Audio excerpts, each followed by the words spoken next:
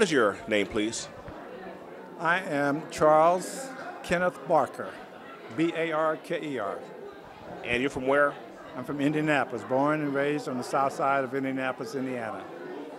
So how did you get involved with the Genealogical Society of Indiana? What's that called anyway, the Indiana group? Indiana African American Genealogy Group. I'm a charter member, one of the founding members. We've celebrated our 10th anniversary this year. And I'm outgoing president. I went out in May. I'm a current treasurer of IAAGG. So what gave rise to your desire to get something done in this area? Genealogy? Yes. Well, for years, it started out as a young person asking your grandmother about your family, writing little scribbly notes about this, about that. Who are these other Barkers? And my grandmother would say, oh, that's another set of Barkers. I said, what do you mean another set of Barkers? I thought Barkers were Barkers. As a young person, that's how it came out. So it's then that I became very curious about family and started doing research, serious research, about 25 years ago, or whatever. Since then, I have initiated 2 family reunions. I have put out 3 family books, about 1 on my father's side, 2 on my mother's side, about our family. I believe in research and gathering family information, but I'm more interested in sharing that information. I tell people in our group all along, it says, now that you have done your research, that you're doing research, because you're never done, now that you're doing research and you have all this information, what are you going to do with it? You need to share it. Write your book. Write your family story and share it with the people. Our history has been for years, have been done by the whites, the Europeans. We need now to take ownership of our own history and write it and share it. So is that why you were one of the founders of the Indiana group? Well, I already had that interest. I already had the interest in genealogy, and I thought it was an opportunity to help focus my energy, my interest into a process and to learn more how to do it. And that's really the reason I got involved with our group. So, did you have anyone to help you? Just like everybody, when they start doing this, they hit a brick wall at some point, or they get to a point where they can't get beyond. How did you intellectually deal with those points when you just hit the wall and say, now how do I get beyond this? Well, I'm an analyst by trade. My position has been in data processing. I came up through analysts, designing and resolving problems. And so this resolving the problems about who my family is and looking at evidence and putting things together is kind of natural for me. And so when I hit these brick walls, I take other avenues, look at other evidence, and try to understand the situation. And to really, just as Tony said yesterday, to really understand what's going on, you hit these brick walls, you really need to understand the context. You need to understand the area and the history of the African American genealogy. So even though I hated history in high school, I now am a history buff, especially African American history.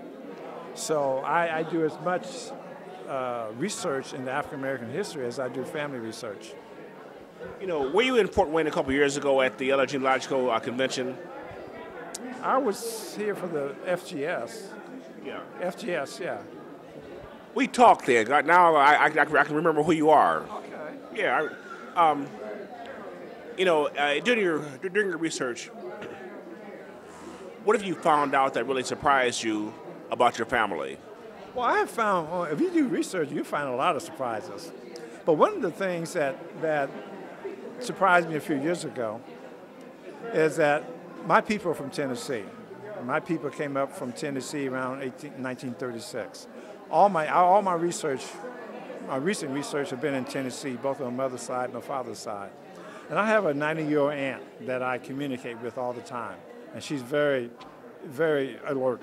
So I can talk to her, and she would name names. So one of the things that surprised me is that I've been in an assumption up to this point in time that since my people are from Tennessee, a slave state, that all my people were slaves. And when I got back to 1870, that, well, then there's that brick wall.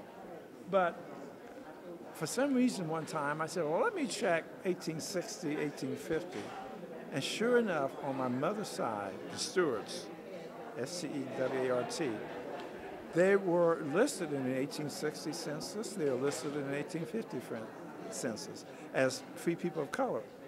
I called my aunt Elsie. I said, Aunt Elsie, you know, we were free people. Your daddy, your daddy, your grandfather were free. And he says, you know, Daddy always said that we weren't slaves. So here's something that tied right in that I didn't know, that I found out. And then further research onto that, not only were they free, but on his wife's father's side, I learned that in 1835 in Tennessee, he was a free man who bought his wife and young child from their slave master. So then not until 1850 did he post bond to free them. So in fact, he was a slave owner, basically, of his wife and child, and from 1835 to 1850, to such time that he posted bond and gave them emancipation. So that was another big surprise, and that's a story that I tell quite a bit, that my great-great-grandfather was a slave owner. But then they say, oh, he was a white man. No, he was a black man. Yeah. So that was one thing that I have found. I have found that on another side, that on the Elam side, they had suggested that the slave owner said in his will that they are free if they will go to Nigeria. If you can work for 2 years and want to go back to Nigeria, then I'll set you free. But if you decide not to go back to Nigeria, then you're going to have to be sold. So this is stated in the will. So you find a lot of things that was. You know, last thing here, you know, as you look back over all this, what insights can you share with younger people in your family as to the kind of people that you all are? Well, the other thing that I have recently found out, I've had my DNA done, my Y DNA, and unlike like 30 to 40% of other African Americans, my DNA on my father's side went right back to Africa, went back to Nigeria, the Igbo people. And so, and I have sought out people that I know from Africans that are from Nigeria, Igbo.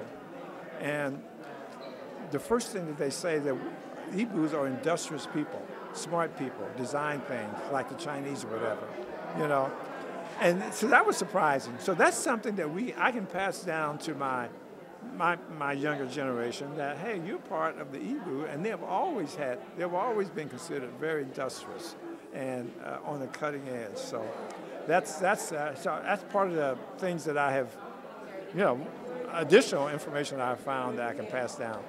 But I find a lot of young people very interested in their ancestry.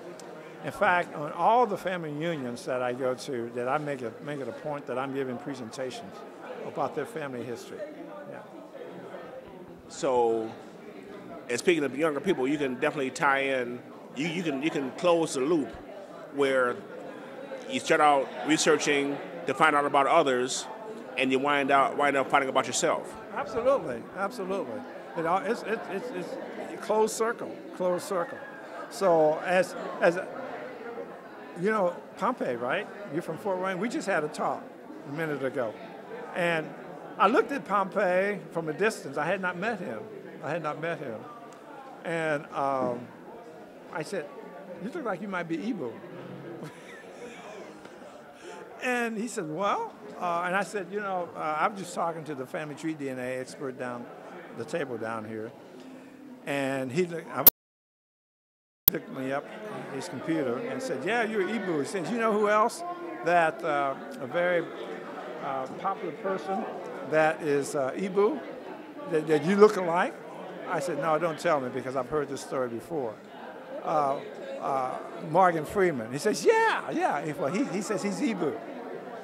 He's had his DNA done. He's an Hebrew also.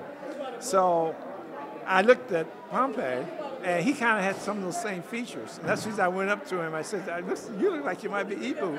And he said, and I told him the story about Morgan Freeman. He says, yeah, people tell me the same thing.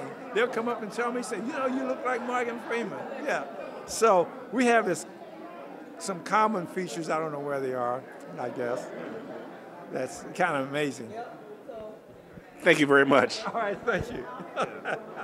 Yeah, this is going to be some good stuff here. Because I have